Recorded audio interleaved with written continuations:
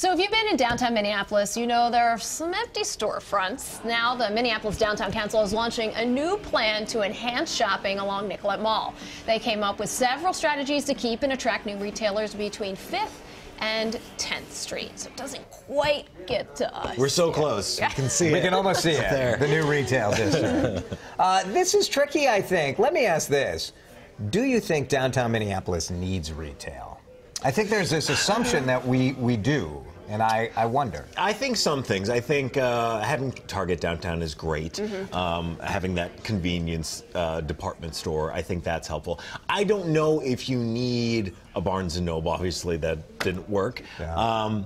I think having a couple of things, like having a men's store is great downtown. I think having a spot where you can pick up clothes if you spill something at work. But yeah, I don't think you need a ton of retail downtown. Well, there's a question, do you need retail? And there's another question, can we support retail? Well, because what I would be very interested in seeing is who are the people that are going into the stores? Are they all people that work downtown, that are there during the week? What happens on the weekends? Do you think we could support all of these cool little shops along Nicollet Mall? And I think it would be a tough sell. Yeah, I think if the idea is to drive people downtown on the weekends and in those dead hours, I think it's going to be restaurants that do it more. I think if you had a string of great places for people to eat and drink along Nicollet Mall, that's going to bring people downtown rather than a new Apple store. If this were like a First Avenue style, like party district kind of thing, or what? No, I don't need a party district. I just a bunch of cool restaurants. If there's a cool sushi place, if there's a cool pizza place, if there's a great burger spot, I think that is more appealing. The challenge is, like,